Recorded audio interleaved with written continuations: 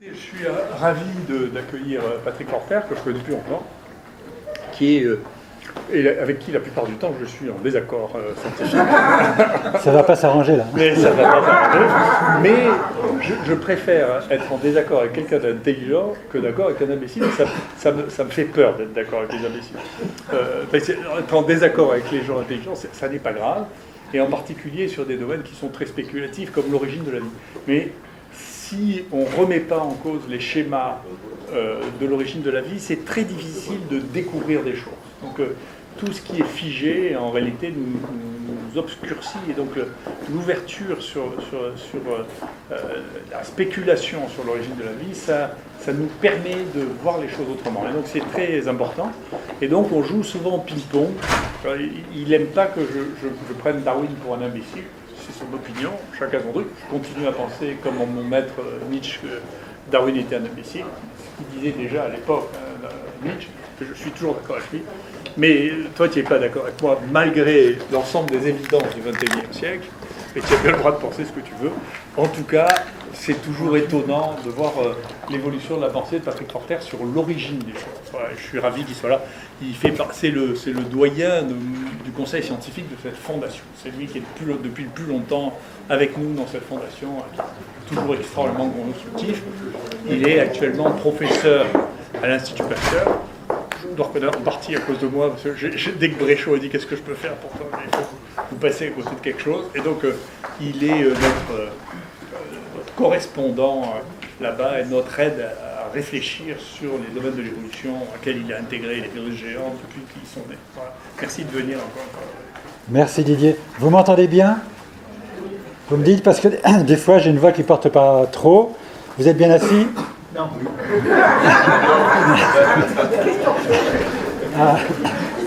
Donc, je ne vais pas vous montrer de photo de Darwin, je l'ai enlevé. Bon, je m'excuse pour ceux qui m'ont déjà entendu récemment, parce qu'il n'y aura pas forcément beaucoup de nouveautés. Quelques nouveautés quand même, parce que ma pensée aussi évolue. Je vais essentiellement parler de Lucas et de l'origine des eucaryotes, et un peu du rôle des virus géants dans cette histoire. Déjà, par rapport à Lucas, il faut éviter de faire un certain nombre d'erreurs. Il y a beaucoup de... Par exemple, là, j'ai cherché dans Wikipédia des photos pour Lucas, et je suis tombé sur cet article, rencontrer Lucas, le plus vieil ancêtre de tous les organismes vivants, ce qui est bien sûr complètement faux, puisque c'est le dernier ancêtre, pas le premier. Donc là, c'est un exemple de choses fausses qu'on peut voir sur Lucas. C'était certainement pas le premier ancêtre, mais le dernier. Il est là parce qu'on a eu plein d'ancêtres avant.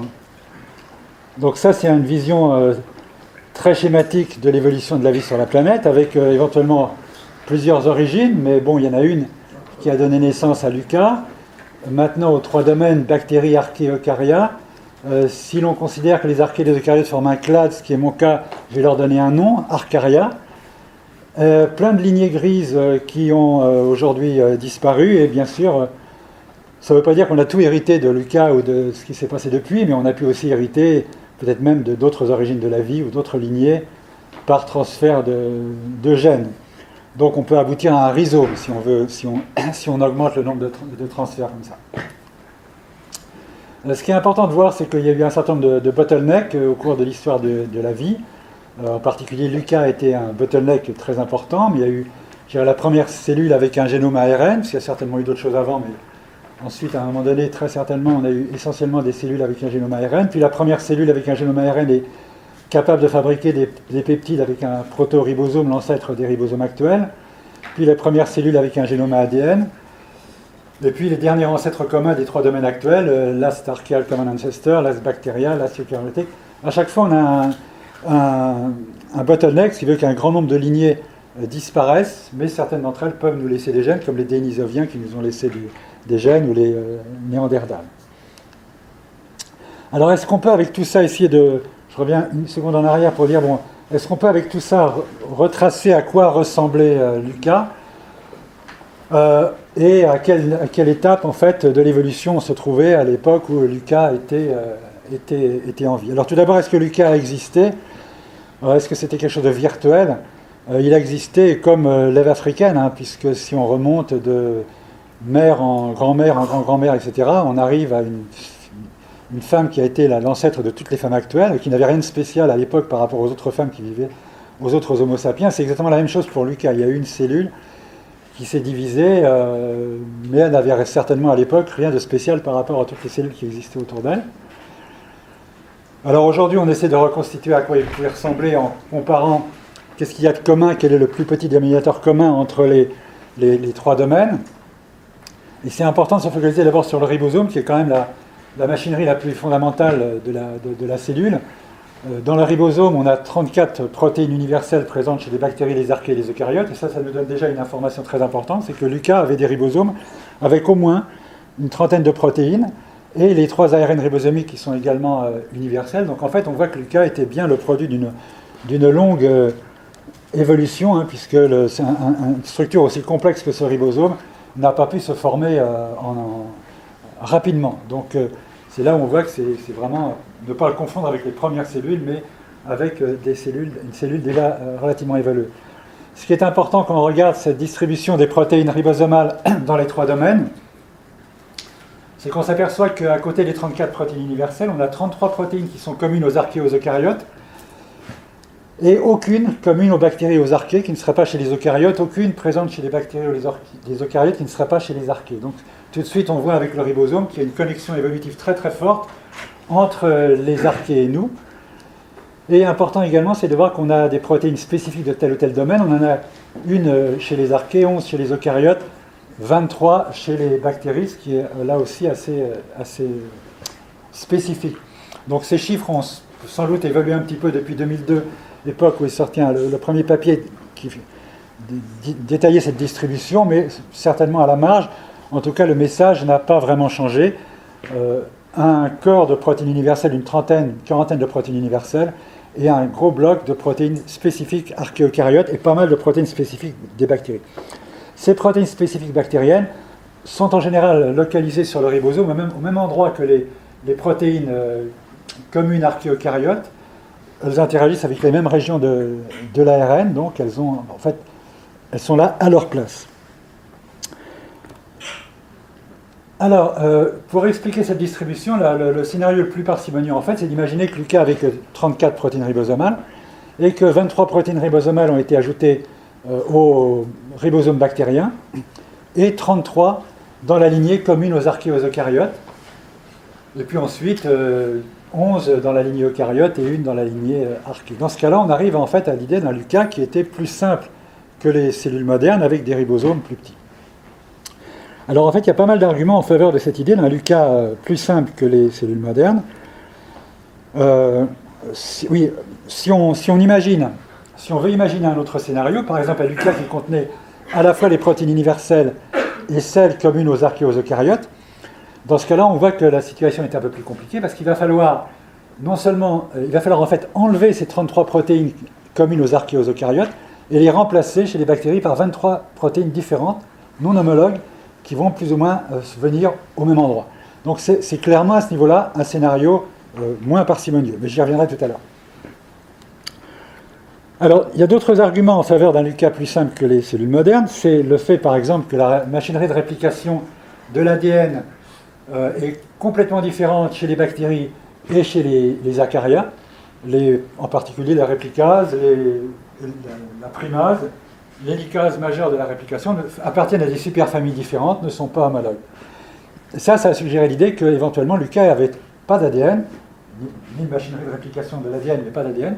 En fait, il faisait encore partie du monde ARN, et que les mécanismes de réplication de l'ADN et l'ADN ont été introduits indépendamment chez les bactéries et chez les archarias, éventuellement à partir de virus. C'est l'hypothèse que j'avais proposée, si l'ADN était apparu dans le monde viral comme un ARN modifié, permettant au virus de résister aux RNAs de l'hôte à l'époque du monde ARN.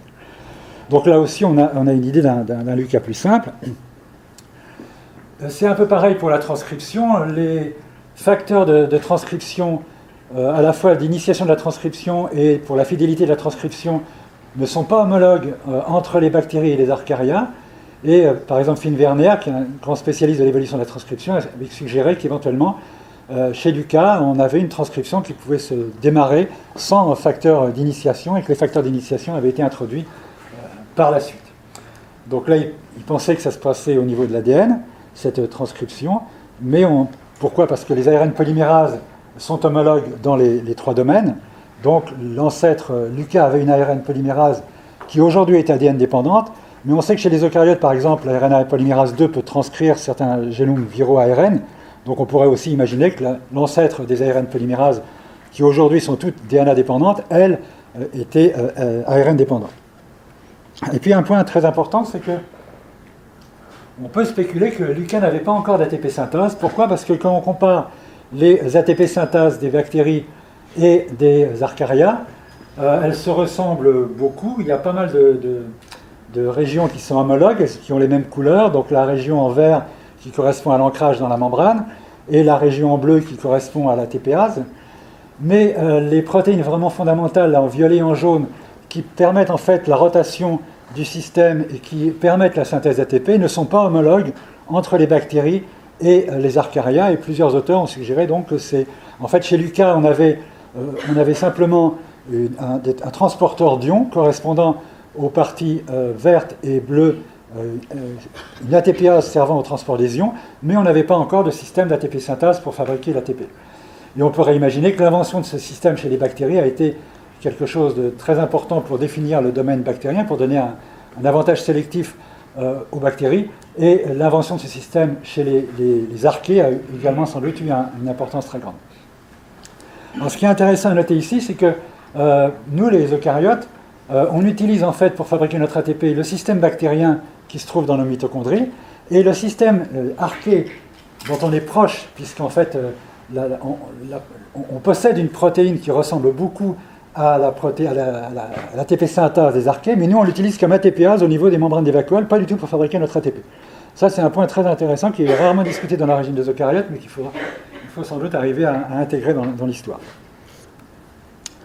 Donc si on résume à ce niveau-là, l'hypothèse la plus parcimonieuse semble être un Lucas qui n'était pas une cellule moderne, qui avait des ribosomes plus simples, un génome ARN, pas de facteur d'initiation pour la transcription, pas d'ATP synthase, donc il fermentait, mais déjà des membranes avec des protéines pompes et aussi à d'autres protéines, par exemple les protéines de sécrétion qui sont présentes dans les trois domaines, qui indiquent clairement que Lucas avait déjà une cellule avec une membrane bien ficelée.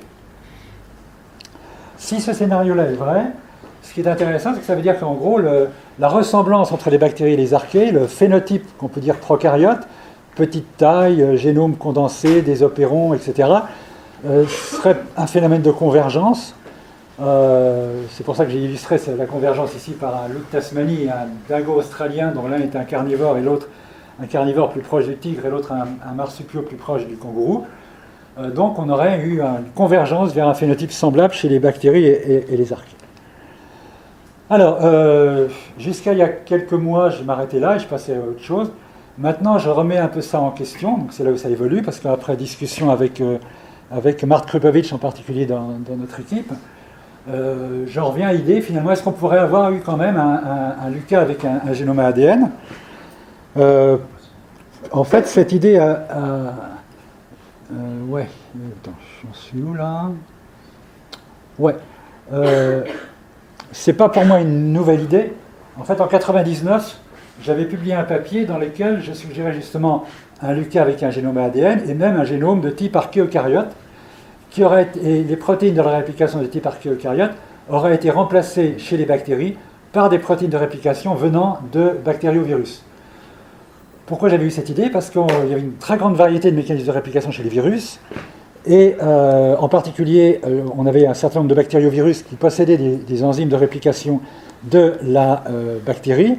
Traditionnellement, on pense qu'ils les ont piqués aux bactéries, mais en fait, quand on regardait les phylogénies, ce n'était pas si évident, et on aurait pu imaginer que c'était simplement les bactéries qui avaient remplacé leur système ancestral de réplication par un système bactérien. Donc, j'avais publié ça en 1999, donc à l'époque, je pensais que c'était un génome ADN. Ensuite, j'avais abandonné cette idée plus ou moins parce que ça me paraissait difficile d'utiliser le même mode de raisonnement avec les virus pour les autres systèmes très différents chez les bactéries, etc.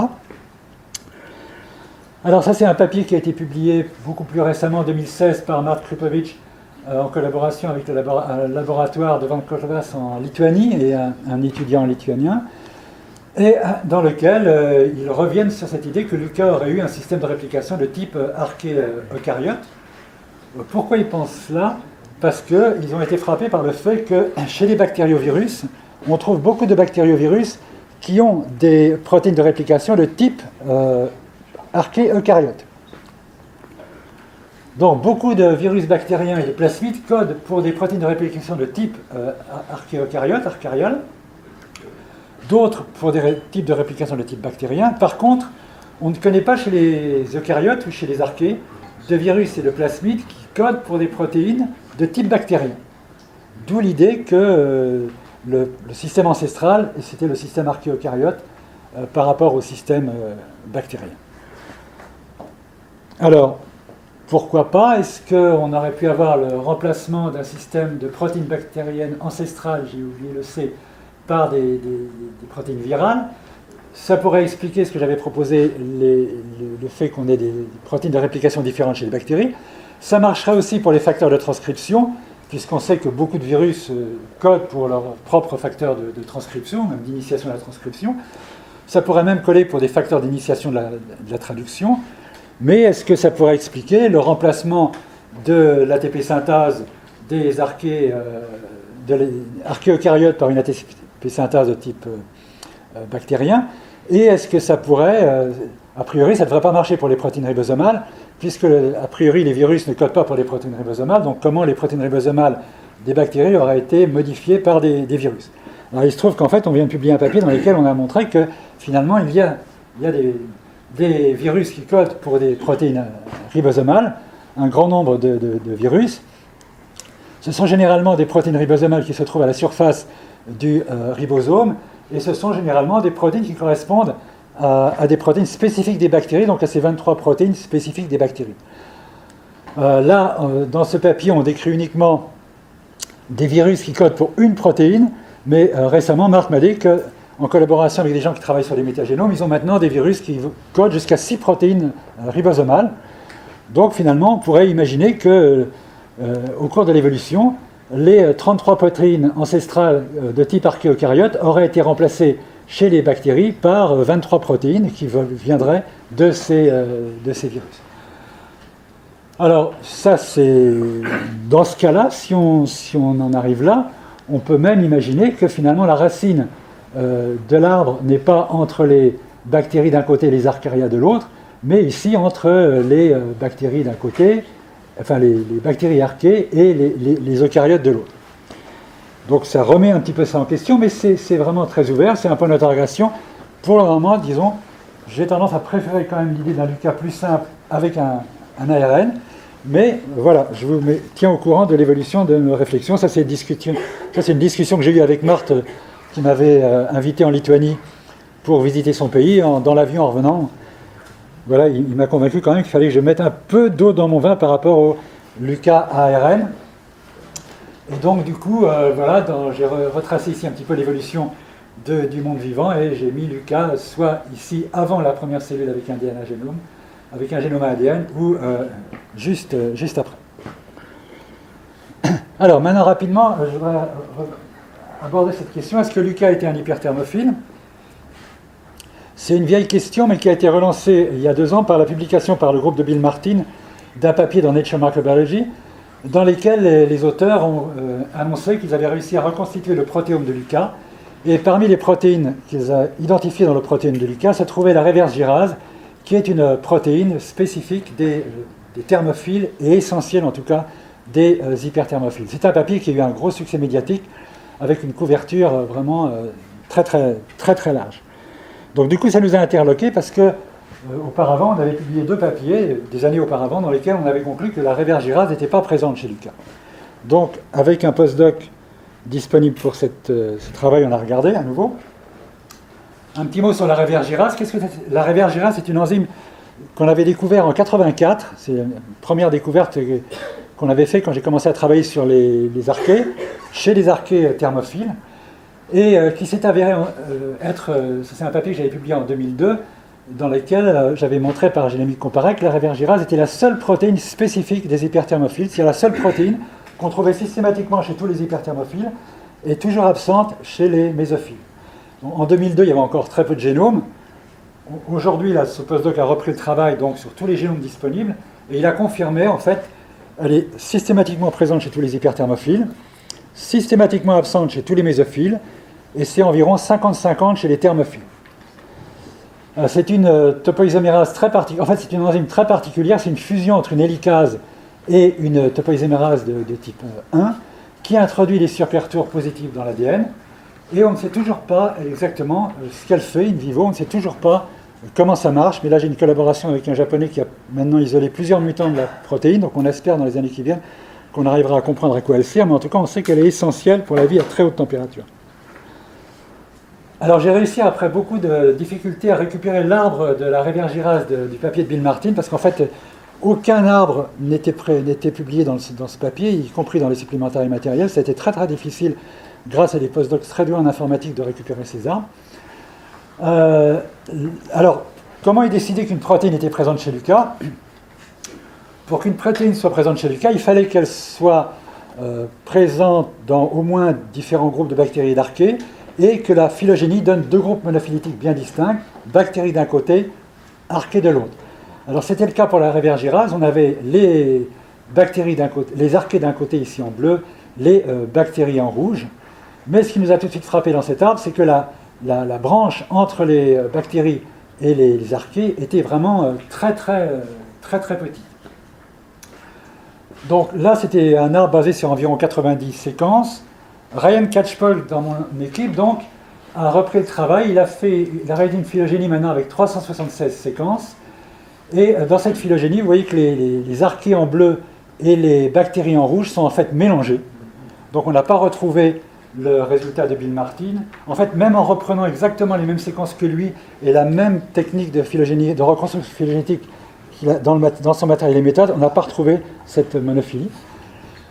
Donc on en a conclu qu'effectivement, sans doute, la révergirase n'était pas présente chez Lucas et qu'elle avait dû être transférée entre archées et bactéries. Alors ce qui est intéressant, c'est quand on compare l'arbre de la révergirase avec l'arbre de deux protéines qui étaient certainement présentes chez Lucas, le facteur d'élongation EFG et l'ARN polymérase à une des deux sous-unités. Vous voyez que ce qui est vraiment spectaculaire, c'est que dans le cas des deux protéines qui étaient présentes chez Lucas, non seulement on a la monophylie des deux domaines, mais on a surtout une très longue branche entre les deux domaines. Je l'ai illustré ici.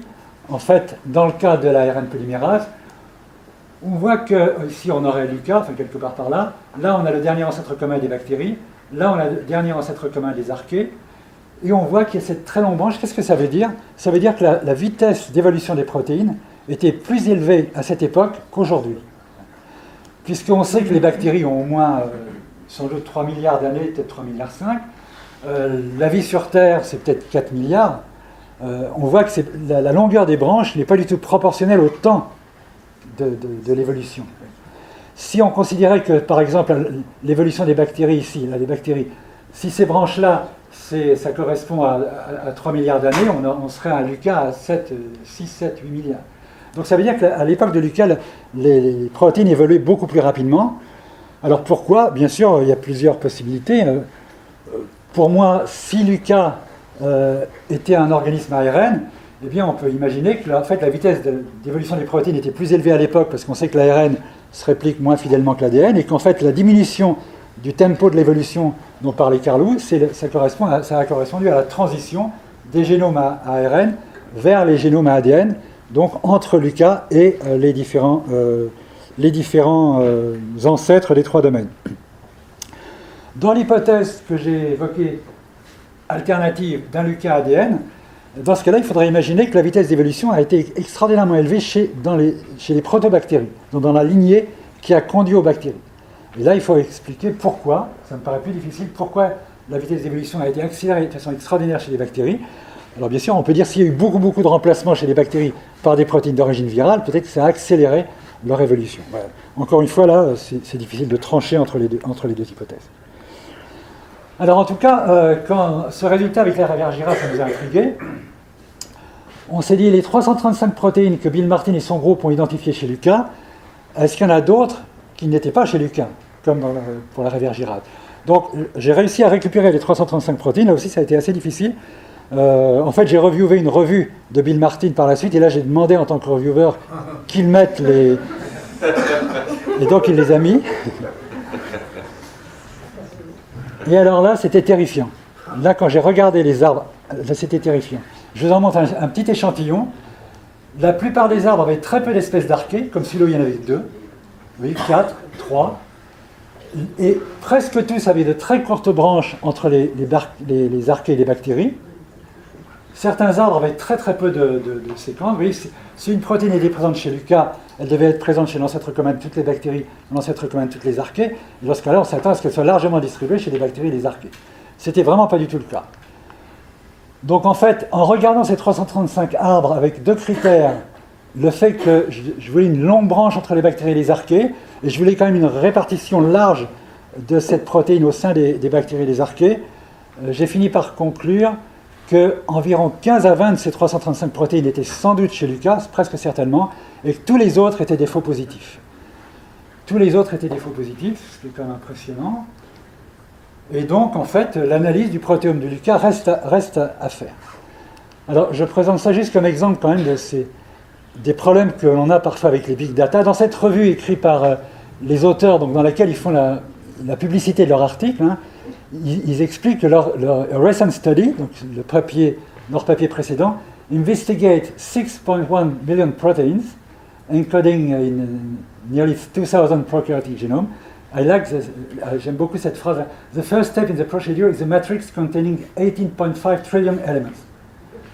But with all that, 95% of the results are probably false positive. Donc il faut vraiment se méfier des big data.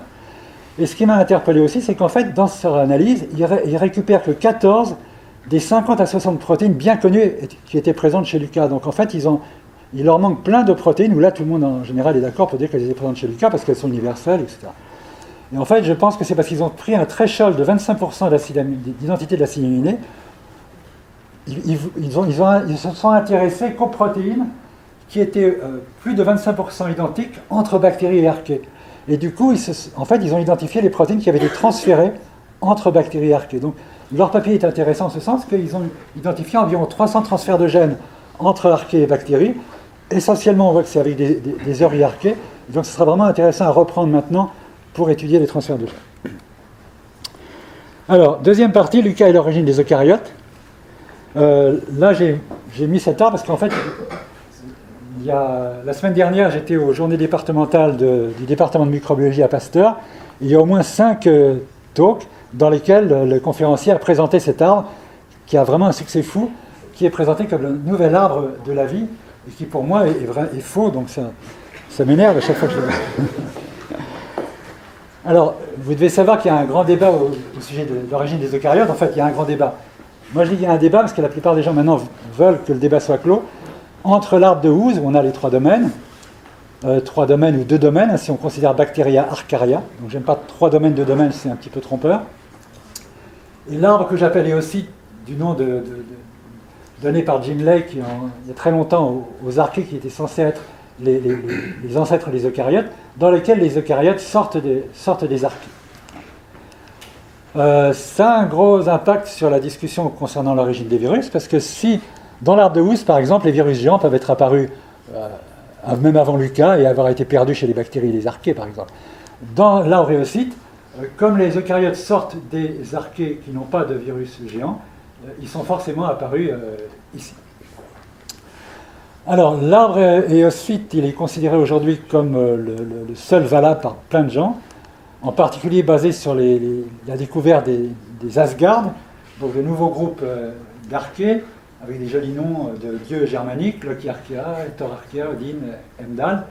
Et ces 2 papiers parus dans Nature, des articles en 2015 et 2017, dans lesquels les auteurs mettent en avant le fait que en fait, ces Asgard seraient les ancêtres des eucaryotes. C'est même pas ce schéma-là, maintenant les eucaryotes sortent des Asgard, plus précisément des Heimdall. Donc si c'est vrai, c'est important parce que ça veut dire que nous sommes des Heimdall archées, en fait, strictement parlant. Alors, là c'est l'arbre qu'ils ont présenté dans leur premier papier. Vous avez les eucaryotes, groupe frère de Loki 3. Loki 3, en fait, maintenant, c'est un Heimdall LC3, et Loki 2, c'est aussi un Heimdall MC2.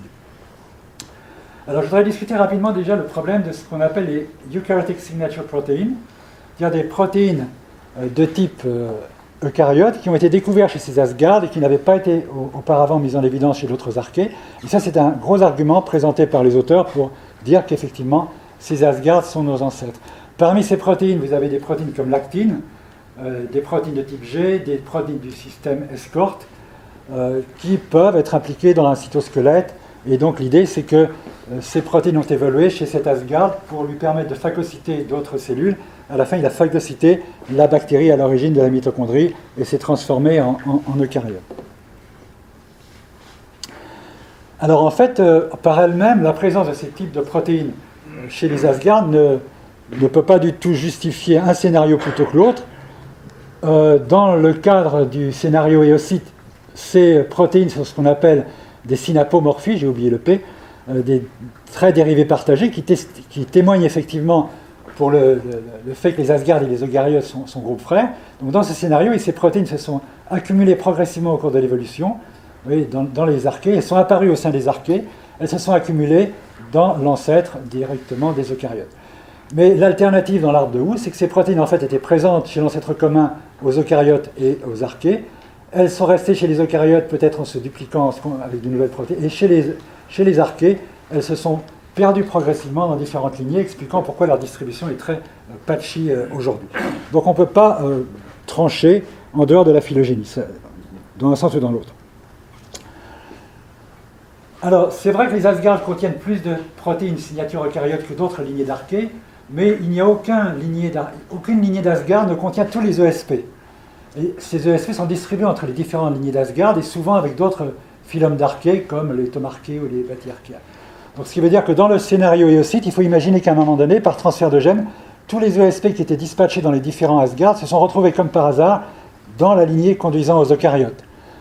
Par provocation, j'imagine un dessin où il y a Dieu qui regarde les Asgard, il dit « Oh zut, j'ai mis tous mes ESP, là ils sont séparés dans toutes les lignées, comment je vais arriver à faire un homme? Il faut vraiment que je les remette tout ensemble dans une lignée, etc. » D'autre part, j'ai indiqué ici que certaines des ESP qui étaient considérées comme justement Asgard spécifiques sont maintenant présentes dans les métagénomes de nouveaux types d'archées. Et par exemple, récemment, j'ai trouvé par BLAST un nouveau groupe d'actines chez les bathyarchées, qui sont donc vraiment définis très proches des eucaryotes comme celles des Asgard et qui forment un groupe bien distinct. Donc en fait, il faut avoir en tête cette histoire d'ASP ne permet pas vraiment de conclure.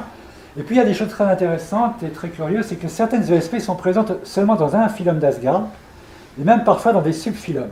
Par exemple, il y a une tubuline très très proche des tubulines eucaryotes, vraiment très proche, mais elle est présente uniquement dans un génome, dans un métagénome de Odin archaeota. Donc il faut imaginer qu'il aura été transféré ensuite dans un MDAL. Il y a une protéine qui ressemble d'assez loin aux polymérases epsilon des eucaryotes.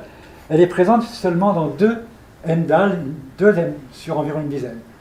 Il y a un facteur d'élongation F2 qui contient des indels spécifiques des eucaryotes qu'on avait mis en évidence il y a quelques années, qui est présente également dans ces 2 MDAL archaeota. Là, c'est assez difficile de comprendre pourquoi c'est vraiment ces répartitions très, très particulières.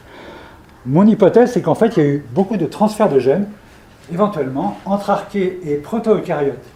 J'ai parlé tout à l'heure des bottlenecks. Un bottleneck particulièrement important, ça a été l'ancêtre des eucaryotes modernes. On sait que l'ancêtre des eucaryotes modernes était déjà très complexe, il avait toutes les caractéristiques des eucaryotes modernes. Ça veut dire qu'en fait, il y a un biais quand on compare les archées et les eucaryotes. En fait, dans le cas des eucaryotes, on regarde uniquement les eucaryotes très récents, on n'a pas du tout accès à toutes les lignées de proto-eucaryotes qui les ont précédés, alors que par contre, dans le cas des archées, il semble que là, il n'y a pas eu ce type de bottleneck, on a vraiment accès à plein de lignées qui se sont différenciées il y a très longtemps. Et donc, on peut imaginer que ces lignées d'archées, donc là les Asgard, mais d'autres également, ont coexisté dans des mêmes milieux pendant très longtemps avec des lignées de proto-eucaryotes, donc il y a pu avoir des transferts de gènes. Dans tous les cas de figure, ces protéines qu'on va trouver chez ces Asgard ou d'autres, comme les bathyes, vont être très intéressantes parce qu'elles permettent de nous donner des informations, finalement, quel que soit le modèle, sur l'eucaryogénèse. Donc en gros, on ne peut pas dire, en fonction de ces ESP, on ne peut pas argumenter en faveur d'un scénario ou d'un autre. C'est vraiment la phylogénie qui doit donner la réponse, si on peut. Et à partir de la phylogénie, on va dire, ces ESP, c'est plutôt des synapomorphies ou c'est plutôt des caractères ancestraux. Alors, quand on a regardé la première phylogénie qui avait été publiée en 2015 sur le Loki, que je vous ai déjà montré. Ce qui nous a tout de suite frappé, là, donc vous avez les eucaryotes en bleu, tout ça c'est des archées, et là vous auriez les bactéries par là, donc le groupe externe. C'est qu'à la base des archées ici, on avait Methanopyrus candleri, et là les dipanes, donc les nano-archées, que l'on connaissait depuis longtemps comme étant des organismes évoluant très rapidement et très difficiles à positionner phylogénétiquement. Et en tout cas, par exemple, Methanopyrus candleri, on sait qu'il n'aurait pas du tout être là, il aurait dû être avec d'autres méthanogènes au sein des euryarchées. Et les dipanes sont sans doute avec les thermovocales. Donc, bien que les auteurs aient utilisé des méthodes de phylogénie moléculaire censées résoudre ces problèmes d'attraction des longues branches, on s'est tout de suite dit qu'il y avait sans doute des problèmes d'attraction de longues branches dans cet arbre dus à ces organismes qui évoluent très rapidement. Ça, c'est pour montrer un petit peu la preuve pour moi qu'ils évoluent rapidement. C'est vous prenez une protéine universelle, ça c'est une protéine de modification des tRNA. Là, c'est une région de la protéine qui est hyper conservée entre les eucaryotes en bleu et les archées en rouge, et même, je crois, celle-là avec les bactéries. Oui, dans pratiquement tous les eucaryotes, il n'y a pas d'indel à ce niveau-là. Chez les bactéries, chez les archées, normalement, vous n'avez pas d'indel, sauf là, vous voyez une insertion chez Methanopyrus, une petite insertion chez un corps archéon, qui est aussi connu pour évaluer rapidement, et vraiment plein d'insertions d'élétions chez les dipanes. Donc ça, c'est visuellement, vous voyez, il y a plein d'autres régions, on peut retrouver ça. Vous voyez que ces protéines évoluent de façon complètement anormale, et donc elles vont poser un problème pour la phylogénie. Du coup, on a décidé de reprendre l'analyse des auteurs du papier dans Nature, mais en refaisant leurs arbres, avec ou sans les fast evolving. C'est un travail qui a été fait par deux postdocs du labo, Violette Dacunia et Morgan Gaia, que vous connaissez ici. Et ce qu'on a vu, c'est que lorsqu'on reproduisait l'étude avec le jeu de données contenant les fast evolving species, on avait un arbre de Woose et 35 arbres éocytes, et quand on enlevait les FES, on passait à 11 arbres de Woose et 24 arbres éocytes. Donc déjà, la première conclusion, c'était que le fait d'ajouter des espèces évoluant rapidement favorisait l'arbre éocyte. Après avoir fait des tests statistiques parmi ces 11 et 24, on a vu que parmi les 11, il y en a 6 qui vraiment étaient très fortement en faveur de Woose, qui rejetaient complètement les autres arbres. Et de même, parmi les 24, il y en avait 11 qui étaient très fortement en faveur de l'arbre éocyte. Donc on a concaténé indépendamment les 6 et les 11. Bien sûr, du coup, on a obtenu un arbre Woose et un arbre éocyte. Mais si je montre ça, c'est pour dire que ces deux arbres sont complètement robustes dans les tests statistiques les plus poussés qu'on peut faire actuellement, obtenus avec les modèles les plus performants à l'heure actuelle, et ils donnent un résultat contradictoire. Donc ça montre bien qu'en fait, ça ne dépend pas du modèle, le fait d'avoir tel ou tel résultat, dans ce cas-là, ça dépend vraiment du jeu d'espèces et du jeu de protéines. Dans ce cas-là, essentiellement du jeu de protéines, puisque les espèces sont les mêmes. Donc dans l'arbre de Woose qu'on avait obtenu, on avait les Asgard, ici, qui étaient en fait non pas avec les eucaryotes, même pas à la base des archées, on avait les Tomarchaeota à la base des archées, mais ici, groupe frère des Euryarchaeota. Alors après, on va nous dire pourquoi préférer cet arbre-là à celui-là. Là, il y a 6 protéines, là, il y en a 11, donc c'est peut-être celui-là qui est le meilleur. Simplement, quand on a regardé la taille des protéines en question, on s'est aperçu par exemple que, en gros, en rouge, vous avez les protéines qui soutiennent l'arbre de Woose, en bleu, celles qui soutiennent l'arbre éocyte. En gros, plus la protéine est grande, plus elle a de chances de soutenir l'arbre de Woose. C'est le cas en particulier des deux grandes sous-unités de l'ARN polymérase. Et de plus, les 6 protéines qui supportent l'arbre de Woose, non seulement elles sont plus longues, en général, en moyenne, mais quand on fait leur phylogénie, on retrouve par exemple une phylogénie consensus des archées, on retrouve la monophylie des grands groupes d'archées, alors qu'avec les autres, très souvent, on a des phylogénies internes aux archées assez biaisées, et on peut en conclure que le signal de ces protéines, qui comprend un grand nombre de petites protéines ribosomales, est certainement a plus de chances d'être biaisé. Là, ouais, non, ça c'est pas... Ok. Donc oui, alors, je vous ai dit que les deux grosses unités de l'ARN polymérase soutenaient l'arbre de Woose. Donc du coup, on a fait un arbre basé sur la concaténation de ces deux sous-unités, et on a obtenu un arbre identique à celui des 6, avec les Asgard ici, comme vous voyez, au milieu des archées.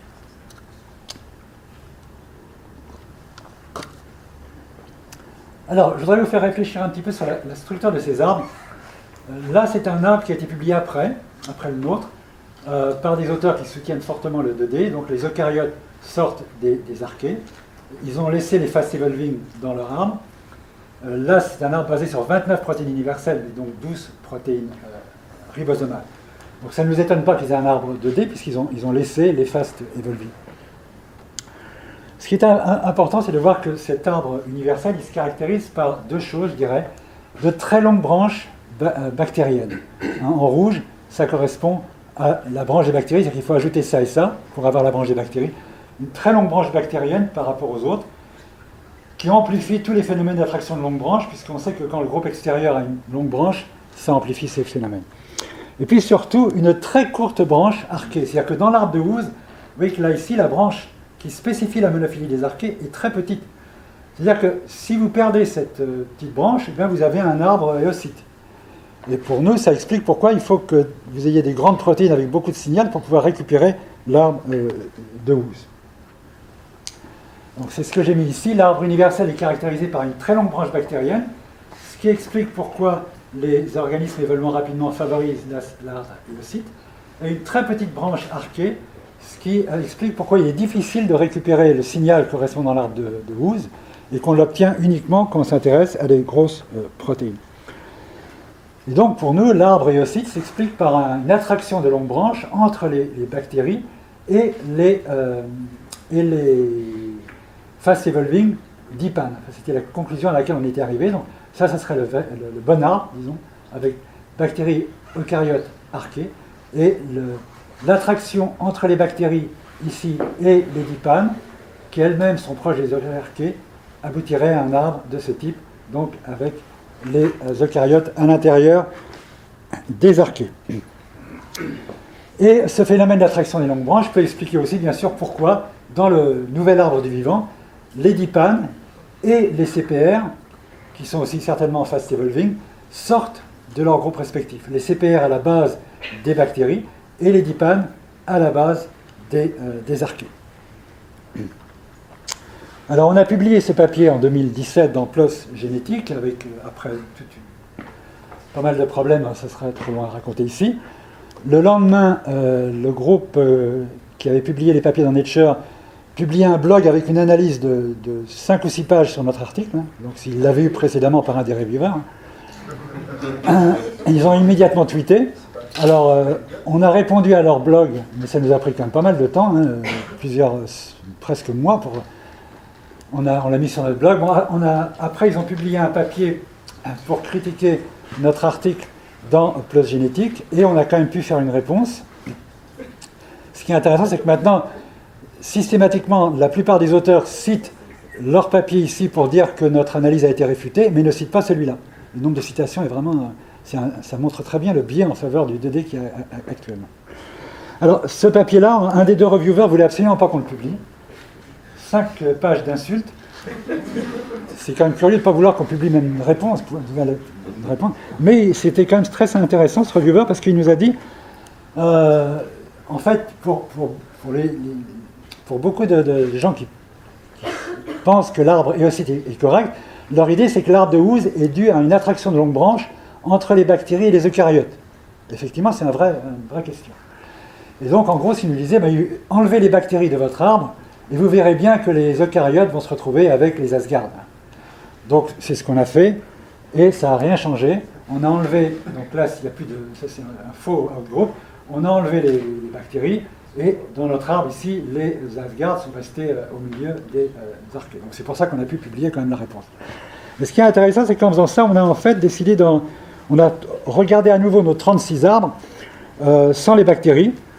Ça, c'est un travail de Morgan, et on s'est aperçu qu'en fait, dans beaucoup de cas, quand on racine l'arbre automatiquement entre les eucaryotes et les Asgard, et les archées, là c'est une des protéines, dans beaucoup de cas, comme celui-ci, ce n'est pas les eucaryotes qui ont une longue branche, c'est plutôt certaines archées, en particulier les euryarchées.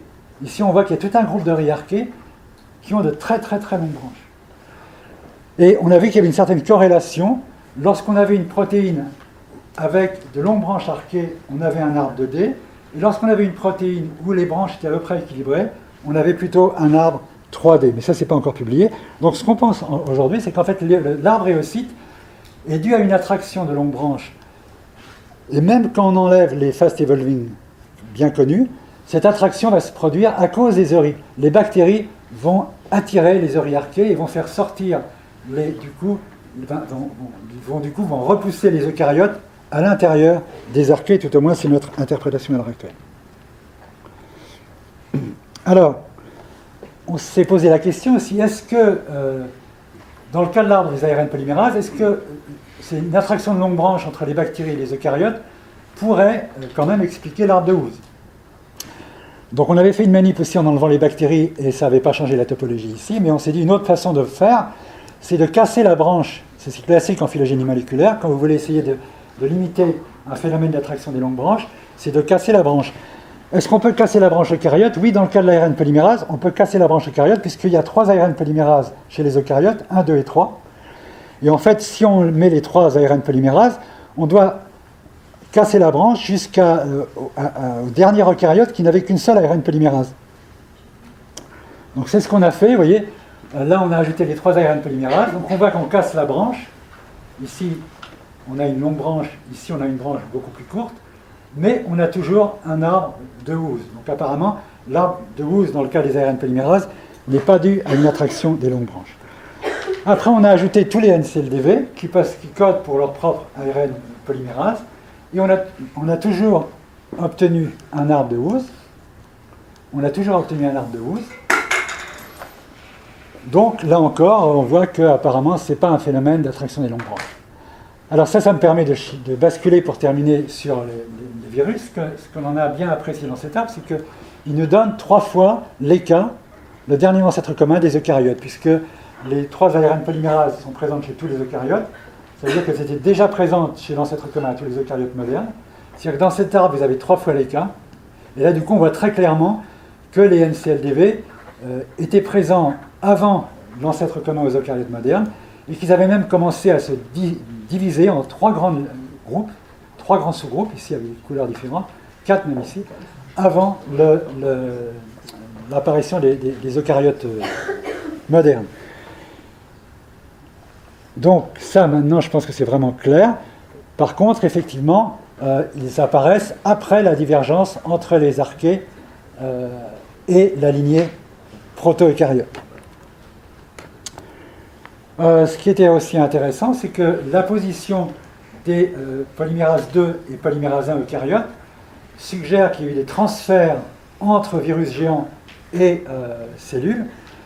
Traditionnellement, les gens pensent toujours que c'est des transferts des cellules eucaryotes vers les virus géants, mais en fait, d'après nos données, surtout dans le cas de la polymérase 2, ça se discute encore avec un des 3 référés pour la 1, on pense que c'est plutôt des transferts qui ont eu lieu des virus géants vers les eucaryotes. Donc l'idée, le schéma qu'on a proposé, c'est un schéma dans lequel un ancêtre de ces virus a récupéré une ARN polymérase de type archée, mais après la divergence entre les archées et les eucaryotes. Elle s'est différenciée dans ces virus, et il y a eu ensuite des transferts de virus à cellules. Et donc, du coup, les NCLV auraient joué un rôle vraiment très important dans la formation des eucaryotes modernes. Alors, je vous ai dit que c'était encore en discussion pour l'Apple 1. Pour l'Apple 2, ça paraît plus probable. En plus, il y a un autre argument qui vient d'une étude que l'on a faite sur les topoisomérases de type 2. Ce sont les enzymes vraiment fondamentales dans la biologie moléculaire de nos cellules, cibles de drogues anticancéreuses. Elles jouent un rôle très important dans la division cellulaire, mais même dans la structure du chromosome. Ces protéines, quand on fait une phylogénie, les protéines eucaryotes sont très divergentes des protéines bactériennes. Il n'y en a pas chez les archées. En fait, celles qu'on trouve chez les archées, c'est simplement des transferts venant des bactéries. En fait, les protéines clairement eucaryotes proviennent de virus. Et quand on fait la phylogénie ici, on voit qu'on a d'abord des bactériovirus, donc les têtes queues de type, par exemple, le bactériovirus T4, code pour une de ces topoisomérases. Ensuite, on a les NCLDV. Et ensuite, on a les eucaryotes qui vraiment sortent des NCLDV. Et quand on regarde d'où ils sortent, en fait, ça c'est une phylogénie plus récente, on voit ici, on a les eucaryotes, et là, on a les NCLDV, ils sortent du même groupe, en gros, les mimiviridés, les extend mimi, que la RNA polymérase 2. Et comme on sait que l'ARN polymérase 2 et la topoisomérase 2 interagissent dans la biologie moléculaire de nos cellules, on pourrait imaginer qu'elles étaient transférées ensemble dans un ancêtre proto-eucaryote. Donc bien sûr, ça va dans l'idée que les virus géants auraient joué un rôle dans la formation de la cellule eucaryote et éventuellement une relation évolutive entre les usines virales et le noyau. 5 minutes pour terminer. L'origine des virus géants. On sait que les virus géants, ou les NCLDV ou les mégavirales, appartiennent à une lignée qu'on appelle la lignée PRD1 adénovirus, qui comprend à la fois des virus eucaryotes comme les adénovirus, qui comprend les virophages et des polynthovirus, mais également des virus beaucoup plus petits qui infectent des archées comme Steve et des bactéries comme PRD1. Il y a un papier récent de Kounin et son équipe et de Marthe dans lesquels ils ont mis en évidence un grand nombre de familles de ces virus chez les bactéries et quelques-uns chez les archées. Alors leur modèle à Eugène et Marthe, c'est de dire que tous les virus eucaryotes proviennent de virus prokaryotes, donc dans un modèle un peu 2D. En gros, c'est la mitochondrie. Alors, non seulement tous les virus eucaryotes proviennent de virus prokaryotes, mais proviennent de virus de bactéries. C'est-à-dire qu'en fait, tous les virus eucaryotes, leur origine, ça serait des virus qui infectaient la pauvre bactérie à l'origine des mitochondries. Donc il fallait vraiment, elle n'avait pas de chance, elle était infectée par une pléthora de virus ARN, ADN. Dans ce schéma, vous voyez que les mégavirales ici proviennent des tectiviridae, donc de virus infectant coli. Alors récemment, un autre postdoc du labo, Anthony Wu, a réussi à obtenir peut-être ce qu'on pourrait dire le premier arbre de la vie virale en concaténant la protéine majeure de capside et l'ATPase de packaging. Dans tous ces virus, un grand nombre des virus de cette lignée PRD1 adénoviridae ont une ATPase qui est homologue et qui est vraiment relativement similaire, qu'on peut bien aligner. Et il a obtenu un arbre dans lequel, en fait, on a d'un côté les prokaryotes, avec 2 groupes de bactéries encadrant un groupe d'archées, et de l'autre côté, tous les virus eucaryotes, avec ici les NCLDV, les polynthovirus, qui seraient les plus proches, et les virophages. Oui, les virophages ne sont pas forcément les plus proches de leurs hôtes, ici, ils sont assez éloignés. Alors, ce qu'on peut dire de cet arbre, c'est que ça ne va pas vraiment, de mon point de vue, dans l'optique du scénario proposé par Kounin, parce que les tectiviridae PRD1 sont ici. Donc si on imagine que ces virus sont à l'origine de tous les virus eucaryotes, il faut imaginer qu'ils sont aussi à l'origine de tous les virus qu'on trouve chez les archées de ce groupe ou chez les autres bactéries. Donc ça vraiment, ça demande d'imaginer d'autres scénarios. Là, j'ai fait un focus juste sur ces virus chez les prokaryotes, bactéries archées, parce qu'on voit que chez les archées, on trouve ces virus chez les euryarchées, des crènes, des tomes. En fait, on a un arbre qui reconstitue plus ou moins la phylogénie des archées, ce qui fait qu'on pense que ces virus étaient déjà là dans l'ancêtre commun des archées. Donc on peut imaginer vraiment qu'ils sont très anciens chez les archées, mais également chez les bactéries, et ça pose pas mal de questions. Alors, juste pour revenir là, on voit qu'on a un arbre des virus, un arbre vivant des virus, qui ne colle pas du tout avec l'arbre classique des ribosomes, puisqu'au lieu d'avoir les eucaryotes avec les archées, on a les archées avec les bactéries. Donc ça, c'est un gros point d'interrogation qui reste à expliquer. Pour les ribosomes encoding organismes, j'aime bien toujours ces définitions, on a archéocaryotes d'un côté, archaria bactéries de l'autre. Pour les virus, mais également les éléments mobiles, on a les eucaryotes d'un côté, les archées des bactéries de l'autre. Par exemple, on trouve les CRISPR chez les archées des bactéries, les systèmes de restriction-modification, les éléments d'insertion sont très semblables entre archées et bactéries, très très différents de ceux des eucaryotes. Donc, je n'ai pas le temps d'aller dans les détails, mais à quoi c'est dû? Ça, je pense, c'est vraiment une question à résoudre. Peut-être parce qu'il y a eu beaucoup de transferts entre archées et bactéries, et beaucoup moins de transferts entre archées et eucaryotes. En tout cas, il y a vraiment à ce niveau-là une différence. Donc, pour finir les 2 dernières diapos, comment on peut imaginer l'évolution de cette grande famille de PRD1 en fonction des différents scénarios dont j'ai parlé tout à l'heure? Si on a un LUCA avec de l'ARN, peut-être de l'ADN, est-ce que ces virus, chez les eucaryotes d'un côté, chez les bactéries archées de l'autre, dérivent d'un virus qui était encore un virus à ADN ou un ARN, ou un des premiers virus à ADN. On peut imaginer qu'on a une divergence ici après Luca. Ces virus existaient déjà là. Chez les eucaryotes, donc, ils se sont diversifiés. On a maintenant ces différents groupes. Ils ont été perdus chez les archées. Cette lignée-là a été perdue chez les archées. Et par contre, les archées ont récupéré un groupe de virus provenant de ceux que l'on retrouve aujourd'hui chez les bactéries. C'est une hypothèse. L'autre hypothèse, si on prend un Luca avec de l'ADN, peut-être dans ce cas-là, ça peut être plus facile. On a une lignée qui va vers les eucaryotes, l'autre qui va vers les bactéries et les archées.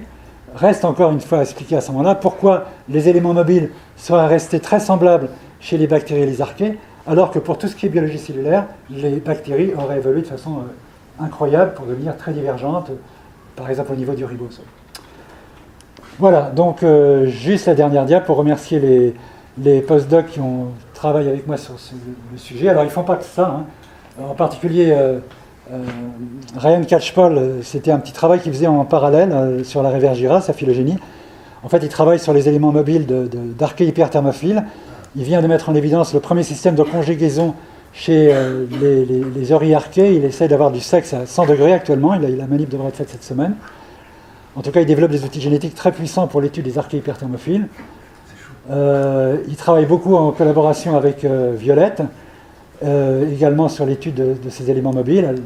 Elle fait une analyse exhaustive des éléments mobiles chez les archées. Et Morgan et Anthony qui sont maintenant de plus en plus axés plutôt sur l'origine et l'évolution des différents groupes de virus. Et je vous remercie.